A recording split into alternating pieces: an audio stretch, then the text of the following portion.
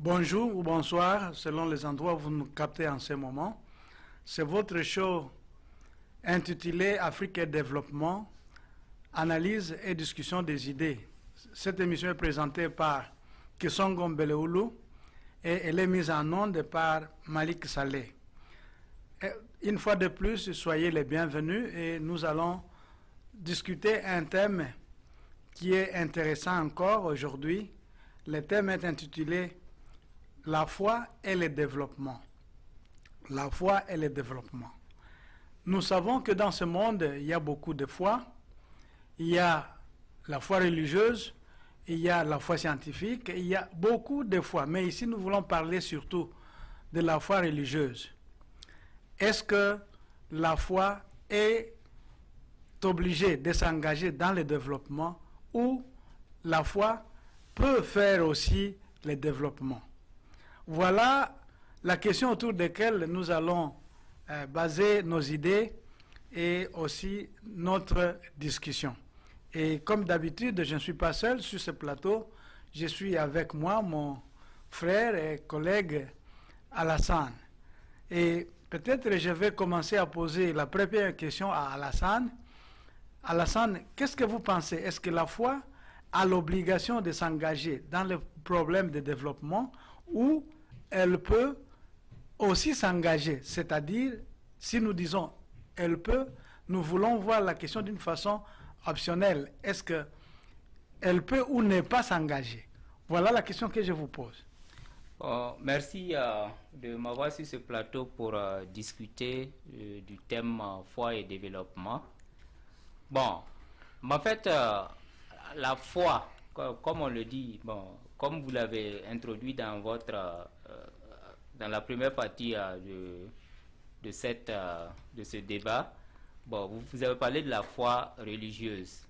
En fait, la foi, c'est une motivation, une force qui vous amène à croire à l'existence d'un être supérieur, d'un créateur de l'univers auquel il faut quand même vouer un certain respect.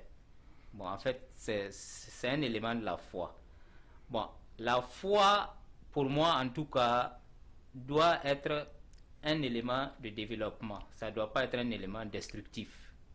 Donc, en fait, quand on a la foi, on doit pouvoir s'inspirer de cette foi-là pour essayer de voir comment on peut créer en quelque sorte le développement. Et si je parle de développement, je parle de bien-être de la communauté dans laquelle on vit. Merci beaucoup pour cette réponse. Et peut-être pour vous compléter, ce que lorsque nous parlons de la foi, ici précisément, nous voulons parler de la foi en Dieu. Oui. Un Dieu qui est tout-puissant, un Dieu qui est bon, un Dieu qui veut le mieux-être de tout cela qui croit en lui, de ses créatures.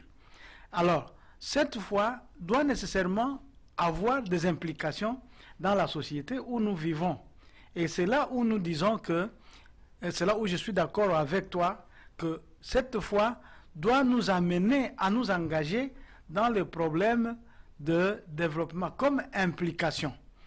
Et ne pas faire cela, je pense que c'est torpiller d'une certaine manière à cette foi que nous avons, cette foi de Dieu que nous avons en nous. Voilà, je voulais tout simplement vous compléter avec cela. Et à cause de ceci, vous verrez que les hommes religieux, des chrétiens parfois, qui s'engagent à faire le développement, justement à cause de cette foi, parce que cette foi nous pousse à faire cela, le bien-être de la population. C'est ça. Donc ce n'est pas étonnant de voir les chrétiens s'engager dans les problèmes de développement, et même d'autres foi aussi religieuses. Oui, je voulais aussi ajouter que, en fait, l'enseignement de la foi, il faut qu'à travers cet enseignement-là, on comprenne que le développement ne doit pas venir de façon subite. C'est un développement qu'on doit s'inspirer de la foi pour créer nous-mêmes. On ne doit pas bon, s'attendre à ce que le développement vienne de lui-même comme ça tombe du ciel. Bon, on doit s'inspirer de cette foi et essayer maintenant, à travers cette inspiration, essayer maintenant de créer le développement, le bien-être pour la communauté dans laquelle nous vivons. Donc, nous pouvons aussi abonder dans le même sens, dire que la foi, c'est un mobile qui nous pousse à nous engager. Oui. Et comme vous le dites, le développement ne peut pas venir de soi. Ça ne tombe pas du ciel comme la manne, comme nous le disons. Mais c'est un fruit d'un travail assidu à cause de la foi que nous avons en Dieu. Oui. Et à ce moment-là, nous nous mettons au travail et le développement arrive. Parce que le développement, c'est quoi au fait? Le développement, c'est tout simplement le bien-être, n'est-ce pas, des individus. Le bien-être du peuple. Se nourrir, se vêtir, hein, ainsi loger, de suite. Tout ce qui est bon, hein, c'est cela, le développement. Ce ne sont pas des valeurs négatives. On ne parle pas de développement en envisageant des valeurs négatives. Donc, la foi, comme je le disais tout à l'heure, c'est un mobile qui nous pousse au travail et après quoi nous avons le développement comme fruit de ce travail. Une autre idée ou quelque chose?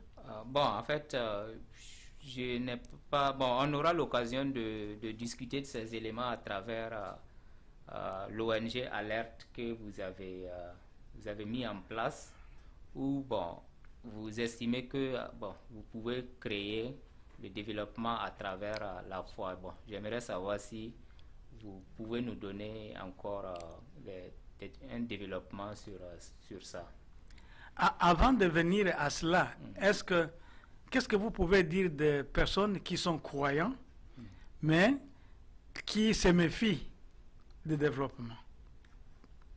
Bon, en fait, vous savez que gérer une communauté n'est pas chose aisée.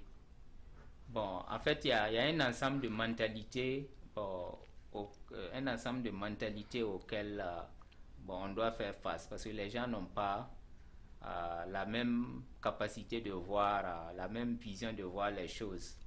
Donc, en fait, quand on gère un groupuscule, bon, il faut s'attendre des fois à certains conflits.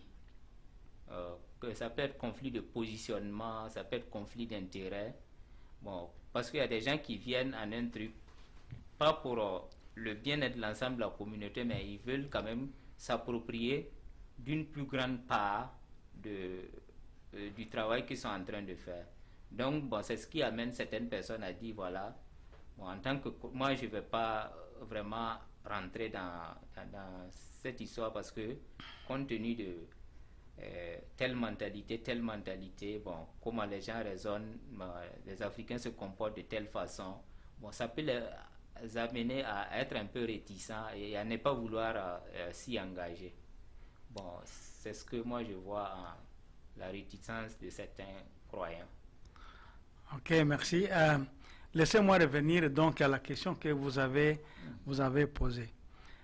Ma foi chrétienne m'a poussé à mettre en place cette organisation que nous appelons Alert. Alert, c'est en anglais.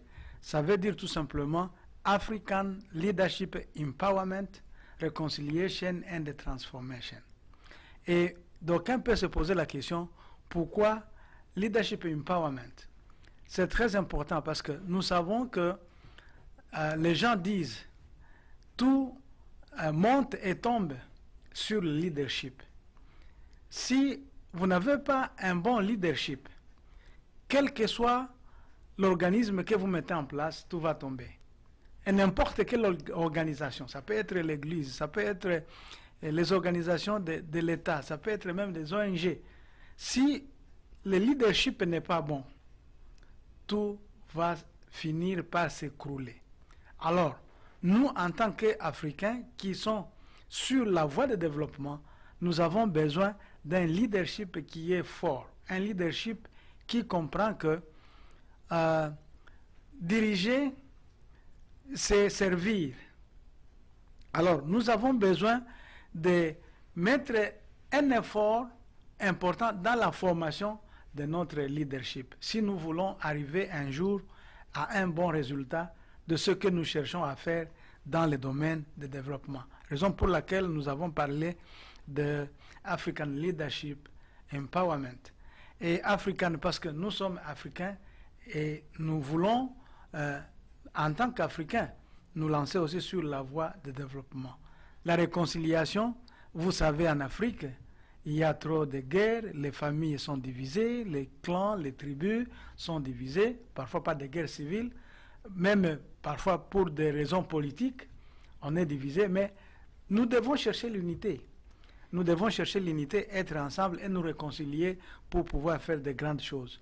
Et le résultat sera quoi? La transformation de notre vie, qui est très très importante. Voilà un peu en bref l'explication sur les titres même, ou les noms même de l'organisation ALERT. Bon, vous avez parlé de... En fait, selon le site, votre ONG est basée au sud Kivu. Mais pourquoi ce choix du sud Kivu et pas une autre partie du Congo, la République démocratique du Congo? C'est une bonne question que vous venez de poser là.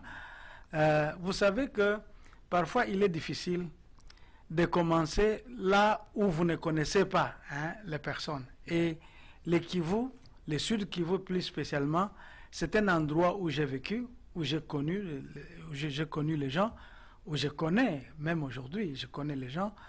Alors j'ai pensé que c'était très facile pour moi de commencer par là et aller ailleurs après. Donc, chaque chose a un début. Ça, c'est un point de départ. Le Sud Kivu, c'est un point de départ, mais l'ambition est de partir partout en Afrique, parce que nous parlons de l'Afrique ici. Nous parlons de l'Afrique. Et même si nous parlons de l'Afrique, il y a quand même un point de départ. Et j'ai choisi de commencer au Sud Kivu.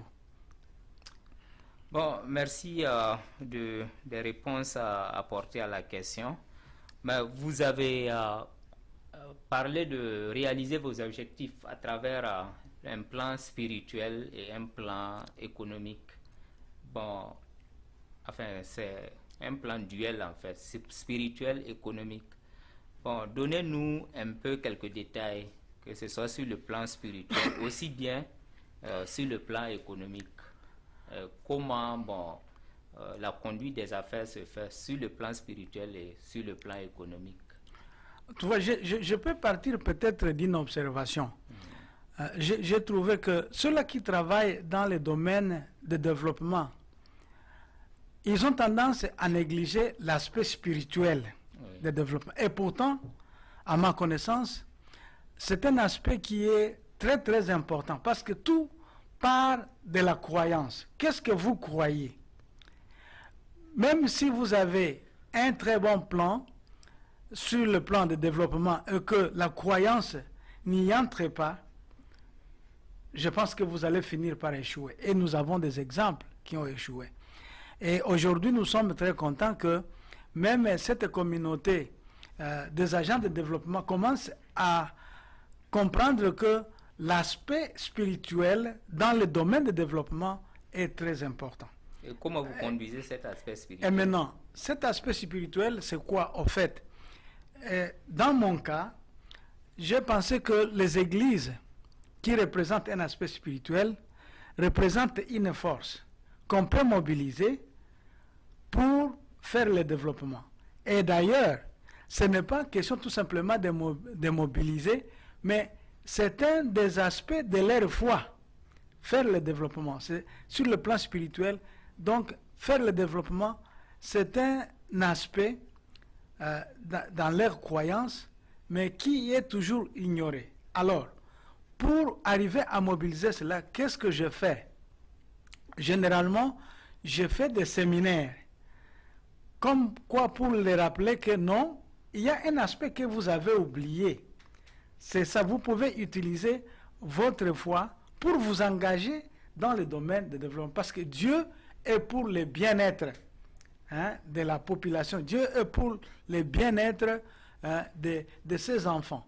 Lorsque nous parlons du salut, le salut, ce n'est pas tout simplement spirituel, il est aussi physique. Nous devons être sauvés aussi physiquement. Par exemple, quand je parle d'être sauvé physiquement, je voudrais dire tout simplement que quelqu'un qui a la faim, par exemple, a besoin de la nourriture. Si il n'est pas nourri, il est menacé de mort. Et lorsque vous lui donnez à manger, vous le sauvez. C'est là où je parle de sauver physiquement. Et je pense la foi en Dieu a cet aspect de chercher le bien-être physique de la personne humaine. Alors, c'est ce qui m'a poussé, moi, à mobiliser les églises locales qui est un capital spirituel pour pouvoir passer le message de développement. Et je suis content que le message est en train de passer. Et quels sont les résultats à ce niveau que vous avez engrangé sur le plan spirituel? Quel changement vous avez pu observer depuis que votre ONG a commencé à fonctionner? Les grands changements que j'ai remarqués, à part les actions sur le terrain, c'est que les gens sont en train de comprendre mieux leur foi, qu'il y a des aspects qu'ils ont oubliés dans le passé et qui nécessitent d'être réveillés et qui nécessitent d'être ressaisis pour le bien-être de la personne humaine que l'Église cherche à servir. Cette compréhension, cette nouvelle compréhension des choses, je crois que c'est un grand changement parce que les gens sont en train maintenant de comprendre et de dire à partir de notre foi, voilà ce que nous pouvons aussi nous engager. Et ils se servent même des exemples qui se sont passés ailleurs. Venons par exemple aux États-Unis où on a parlé de Civil Rights Movement. Avec le Martin Luther King qui étaient des pasteurs et bien d'autres encore qui se sont engagés pour améliorer la situation. Voilà, ils ont saisi cette dimension spirituelle pour pouvoir s'engager dans la société. Et c'est cette compréhension-là qui nous manque en tant qu'Africains. Et je pense que nous devons arriver à capter cette dimension pour pouvoir aussi faire le développement de nos pays. Parce qu'il est un peu bizarre de voir que nous vivons sur des terrains qui sont tout à fait fertiles pour l'agriculture et que les gens meurent de faim. C'est absurde, ça n'a pas de sens. Donc il faut travailler avec notre spiritualité pour pouvoir arriver à réaliser des choses qui sont contraires à ce que nous vivons aujourd'hui. Bon, vous avez parlé de terre en abondance, avec terre fertile, où malgré tout les gens crèvent de faim. Ils n'arrivent pas à manger suffisamment à leur faim. Bon, donc cela peut nous transporter sur le plan économique. Dites-nous sur le plan économique, quels ont été vos engagements sur le plan économique? On vient de finir le plan spirituel. On a un peu évoqué le cas des terres fertiles, mais bon, malgré tout, la pauvreté est là. Bon, quels ont été vos engagements sur le plan économique? Bon, les engagements sur le plan économique sont les suivants. Il y a plusieurs domaines. Premièrement, il faut chercher à rétablir la paix. Oui. Il y a des gens qui disent, et moi-même je souscris à cela, quand il n'y a pas de paix, il n'y a pas de développement. Et nous savons que nos pays sont victimes de guerres civiles qui tuent beaucoup de populations et qui divisent même la population. Alors, pour relancer le développement, il faut nécessairement passer aussi par la paix. Nous sommes en train d'enseigner les gens comment ils peuvent être des agents de paix, comment ils peuvent transformer le conflit en paix, et pas seulement une paix momentanée, mais une paix durable. Et là, nous parlons de peace building, peacekeeping, tout ça. Donc, les gens sont en train de comprendre que la paix nécessite un effort, n'est-ce pas, de chacun dans des communautés. Et voilà ce que nous sommes en train de faire. Nous leur enseignons les techniques, que ce soit des techniques traditionnelles, en provenance de nos sociétés traditionnelles, parce qu'il y avait aussi des guerres dans des sociétés traditionnelles. Mais les gens, quand même, parvenaient à vivre aussi en paix. Comment ils faisaient pour pouvoir vivre en paix? Ces techniques-là, comment ils pratiquaient pour parvenir à la paix? Ces techniques, nous les enseignons à des chrétiens aujourd'hui. Et aussi, il y a des techniques modernes que nous enseignons aussi à des chrétiens pour pouvoir être des agents de paix dans les communautés où ils vivent. Bon, chez nous, par exemple, bon, j'ouvre une parenthèse pour dire que chez nous, par exemple au Burkina Faso, il y a un élément qu'on appelle la parenté à plaisanterie. Ça peut se passer entre deux groupes ethniques. Ouais, et quand les gens se voient, bon, ils se lancent des railleries, puis s'amusent, ils disent non, bon, toi tu es mon esclave, ainsi de suite, moi je suis le maître. Bon, vous amusez entre vous. Et quand il y a des conflits, on peut utiliser ces éléments-là, bon, comme facteur de cohésion sociale. Et j'aimerais savoir, ça fait partie de la société traditionnelle, j'aimerais savoir si, bon, dans votre cas précis, au sud Kivu, où vous êtes en train de mettre en place cette opération-là, cette ONG-là, est-ce qu'il y a ces éléments-là qui peuvent servir de facteur social, facteur de cohésion sociale? Moi, je suis très intéressé dans ces pratiques anciennes pour parvenir à la paix.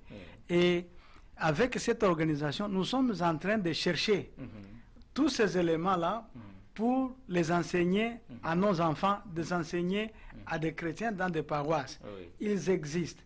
Parce que dans la société ancienne, ou que nous appelons la société traditionnelle, les gens pouvaient prendre des heures, ils pouvaient prendre des mois et des années pour chercher la paix entre eux s'il y avait un conflit qui éclatait. Alors, cette technique, la manière dont ils se comportaient, la manière dont ils parlaient, la façon dont ils étaient patients l'un vis-à-vis de l'autre, toutes ces étapes-là, c'est ce que nous sommes en train de découvrir et de les enseigner à nos gens. Parce que c'était des techniques très très efficaces. Et une fois les gens arrivaient à la réconciliation, c'était une réconciliation qui demeurait pour longtemps. Ce n'est pas comme ce que les gens font aujourd'hui. Aujourd'hui, ils peuvent signer des papiers. Voilà, peace agreement. Accord de paix. Oui, les traités de paix. Mais demain après-demain, il y a encore la guerre qui commence. Et vous vous demandez pourquoi cela. Alors c'est là où les techniques modernes, des fois, affichent une certaine déficience. Mais dans le passé, c'était vraiment cohérent et c'était bien. Mais en même temps, nous ne minimisons pas ce qui se passe aujourd'hui, mais nous sommes en train de mettre les deux ensemble. Et surtout aussi, dans la Bible, j'ai découvert, il y a beaucoup de ces choses que nous pouvons mettre à profit pour faire la paix dans les sociétés, dans la communauté. C'est cela. Et la deuxième dimension de l'aspect économique, pour répondre à votre question, c'est le développement communautaire. Comment les gens peuvent se développer? Nous leur donnons la conscience que le développement, ce n'est pas quelque chose qui vient d'ailleurs.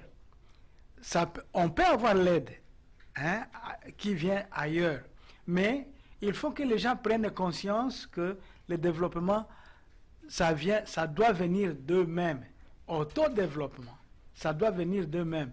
Et ils ont des capacités pour faire ça. Parce qu'en tant qu'image de Dieu, nous avons cette capacité de créer aussi. Vous pouvez être blanc, vous pouvez être noir, vous pouvez être jaune, tout ce que vous voulez. Dieu nous a créés à son image avec cette capacité de créer. Nous ne créons pas à partir de néant comme lui, il peut le faire, mais nous créons à partir des choses qu'il nous a déjà données. Et nous pouvons créer de nouvelles choses. Tu vois, l'Africain aujourd'hui a un problème. un problème de ne pas croire en lui-même, Oui. qu'il est capable de faire quelque chose, qu'il est capable de créer. Alors, nous sommes en train de...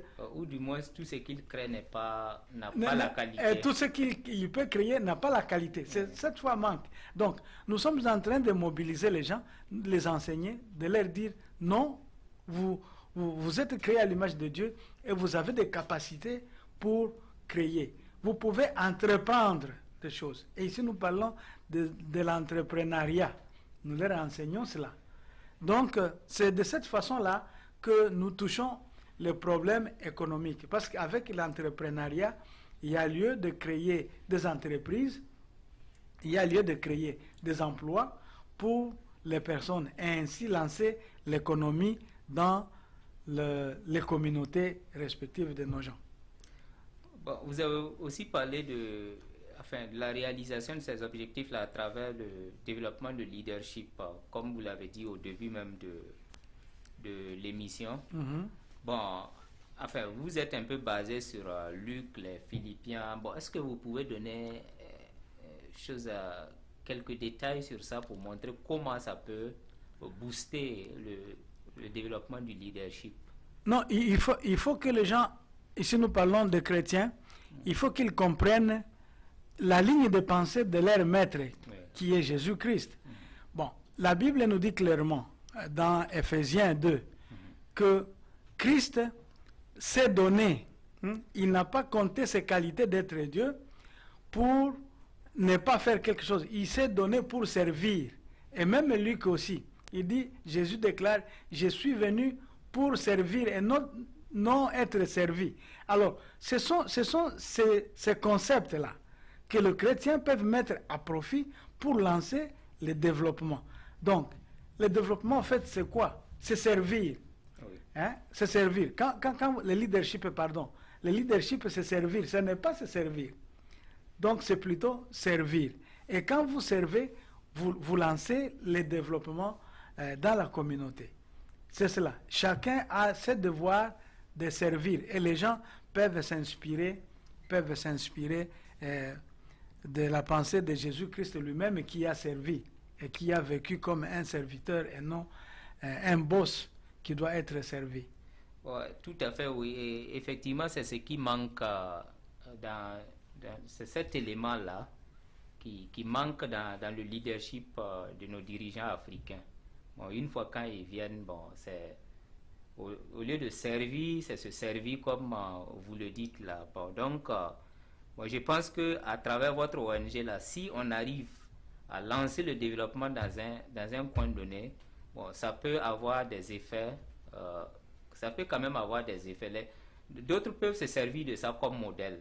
Et c'est un élément vraiment qu'il faut encourager parce que le leadership fait grand défaut en Afrique. La pauvreté n'y est pas, mais c'est le manque de leadership que nous critiquons chaque fois qui fait défaut à nos leaders.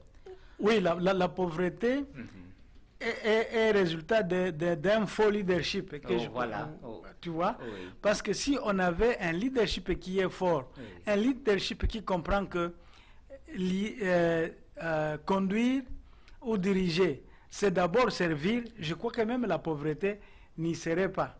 Parce que nous avons tout le nécessaire pour éradiquer la pauvreté. Nous avons des terres arables très fertiles, nous avons des mers, nous avons des rivières, nous avons tout.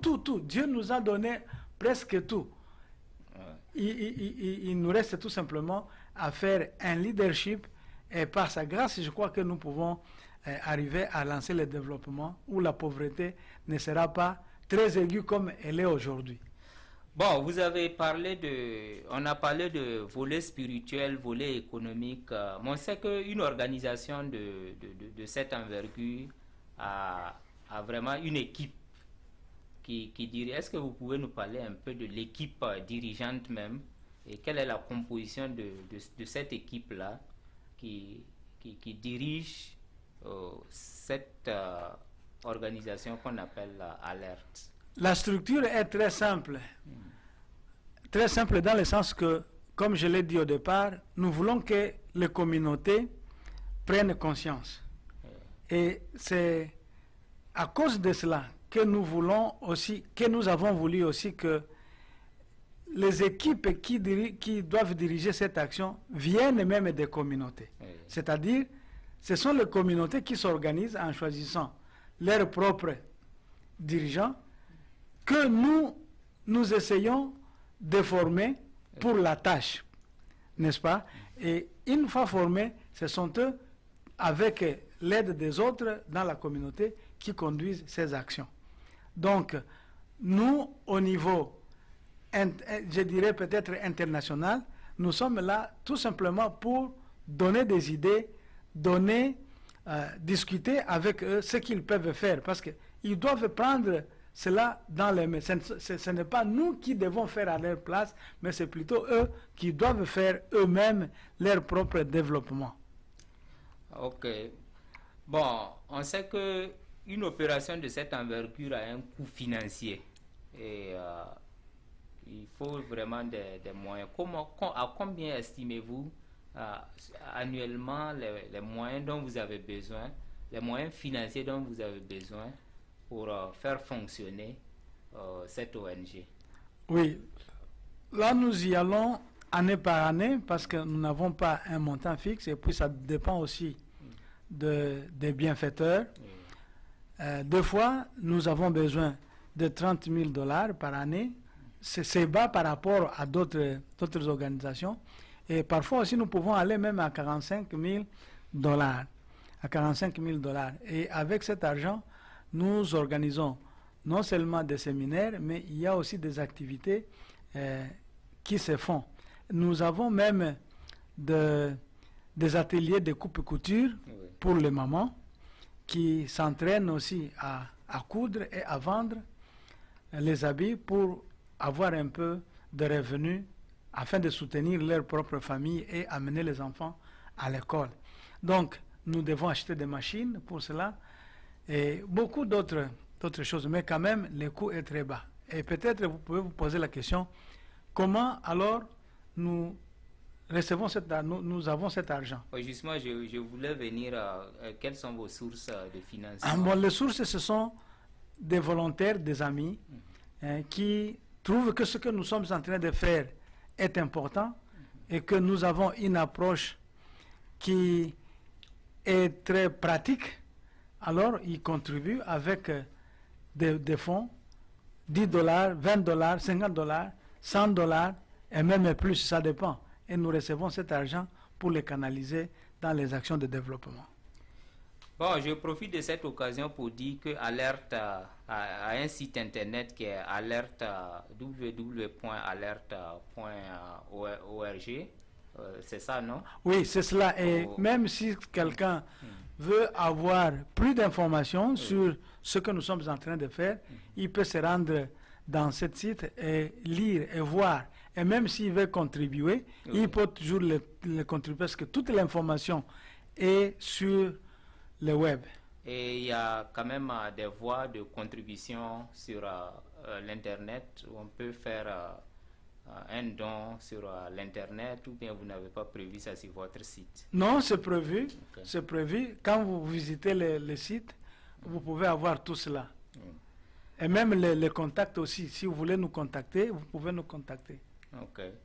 Bon, on sait que mobiliser des fonds, c'est pas aussi facile dans un environnement de compétition. Compétit pour avoir des volontaires, des dons financiers pour faire fonctionner une ONG. Est-ce que vous avez pensé au système de volontariat? Par exemple, rechercher des volontaires qui peuvent aller appuyer vos activités sur le terrain, ne serait-ce que 2 ou 3 mois. Bon, si des gens n'ont pas une capacité financière, est-ce qu'ils peuvent quand même aller sur le terrain, essayer d'aider ne serait-ce que 1-2 mois avant de revenir? Est-ce que vous avez prévu de telle contribution? Oui, mobiliser les fonds, c'est un problème parce que beaucoup de ceux-là qui ont eu des fonds avant, ils les ont mal utilisés et ça a créé un peu de scepticisme, n'est-ce pas, à ceux-là qui donnent les fonds ou en bref, ce que nous appelons les donateurs. Oui.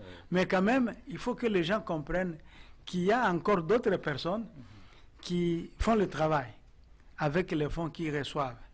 Et le volontariat est aussi ouvert. Si quelqu'un veut faire le volontariat, il peut toujours nous contacter et nous allons arranger. Ils sont les bienvenus. Les volontaires sont les bienvenus. Parce que quand nous faisons le développement, ce n'est pas seulement un problème de fonds, c'est un problème d'énergie, c'est un problème d'idées. Et si vous avez une idée à donner, vous êtes les bienvenus. Si vous voulez vous rendre physiquement sur le terrain, vous êtes toujours les bienvenus. Bon, je pense qu'on a quand même assez développé les objectifs, les missions, les différents éléments de votre ONG. Mais quel appel pouvez-vous lancer pour ceux qui veulent vraiment, qui peuvent vraiment venir vous venir en aide? Et quel appel vous avez à lancer? Parce que bon, on voit que vos missions sont nobles. Bon, ça permet aux gens de sortir de la pauvreté. Et bon, quel appel vous lancez à ceux qui veulent venir en aide et qui hésitent toujours? Bon, premièrement, je voudrais demander aux gens de visiter le site pour qu'ils aient un peu l'information qu'il faut ou qu'ils veulent recevoir. Parce que le site a presque toute l'information nécessaire pour les informer de ce qui se passe même sur le terrain. Et il y a même des vidéos qui sont là, qui peuvent voir. Et comme nous le disions tantôt, nous les invitons aussi à partir avec nous sur le terrain pour voir exactement ce qui se passe. Et pour cette raison, ils peuvent nous appeler, s'ils veulent du moins faire, ils peuvent nous appeler parce que nos points de contact sont sur le site. Et l'appel aussi, c'est un appel financier comme d'habitude. Ce n'est pas facile de mobiliser les fonds, surtout pour une cause noble. Il y a des gens qui s'amusent à donner des fonds pour parfois des futilités, mais qu'ils trouvent, eux, peut-être nécessaires. Mais quand il y a une cause noble comme celle-ci, il est parfois difficile d'avoir les gens.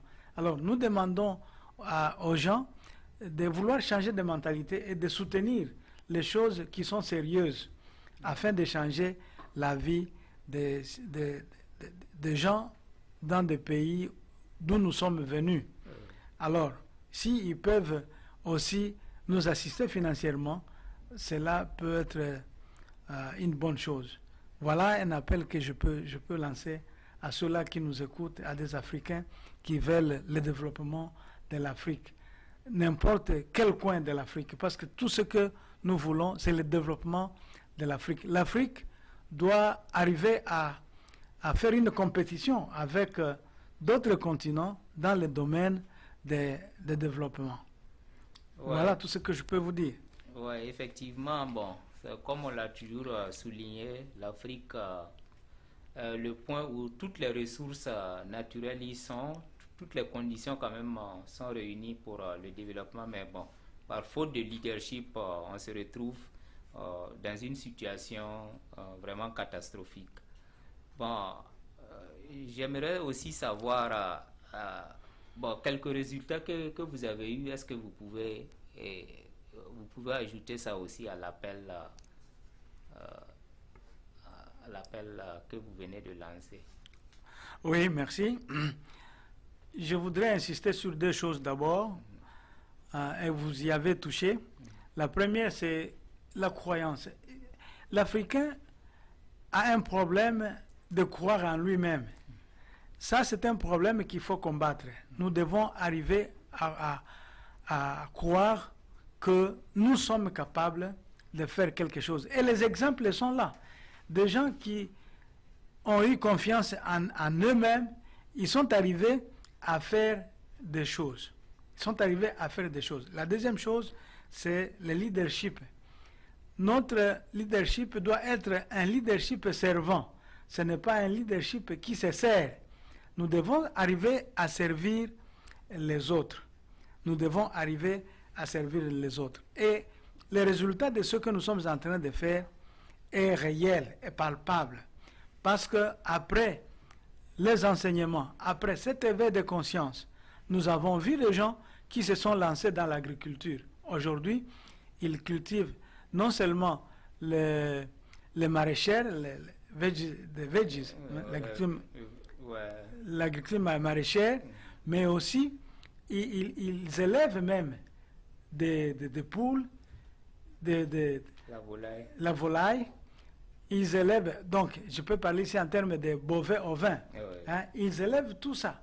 Donc, et ça se fait d'une façon là très impeccable. Donc c'est très bien, c'est très bien. Et pour cette raison, je continue à croire en ces génies africains qui peuvent faire quelque chose si jamais nous arrivons à nous croire en nous-mêmes que nous sommes capables de faire quelque chose. Ce qui fait défaut souvent, c'est seulement le leadership, et nous devons y travailler pour que nous arrivions à des résultats qui sont palpables, comme les exemples que nous commençons à voir aujourd'hui. Les exemples sont là et les gens travaillent. Et ça nous donne plus de confiance encore en l'homme noir que nous pouvons faire des choses. Oh, bon, je pense qu'on tire plus ou moins vers la fin de cette émission. Si vous avez le chrono avec vous, je ne sais pas. Je ne sais pas si vous avez le chrono avec vous. Bon, oui, nous sommes vers la fin et je voudrais tout simplement remercier cette intention que vous avez de vouloir découvrir ce que Alert est en train de faire sur le terrain. Et comme nous le disions tout à l'heure là, il y a un problème très aigu de développement en Afrique. Nous devons arriver à prendre en charge notre propre développement. Et cela passera par une éducation de notre population. Parce qu'il ne faut pas que les gens attendent toujours d'ailleurs. Il faut que nous commencions à faire quelque chose, petit soit-il, hein, petit soit-elle, il faut que nous arrivions à faire quelque chose pour nous nourrir d'abord.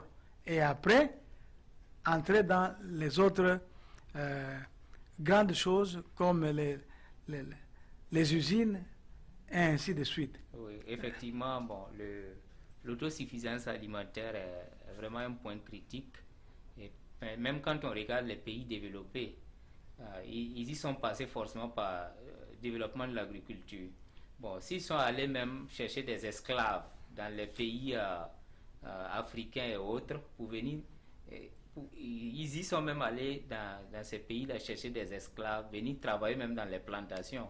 Et quand ils ont accru la production, c'est là maintenant ils ont commencé à penser à la transformation, à l'industrialisation, et bon, et ainsi de suite, suivre les différentes étapes pour être là où ils sont aujourd'hui. Donc, c'est pour compléter votre argument pour dire que l'autosuffisance alimentaire est très très très vitale dans le processus de développement d'un pays. On ne peut pas le sauter. Il faut forcément qu'on y veille et on y fasse quelque chose de capital là-dessus.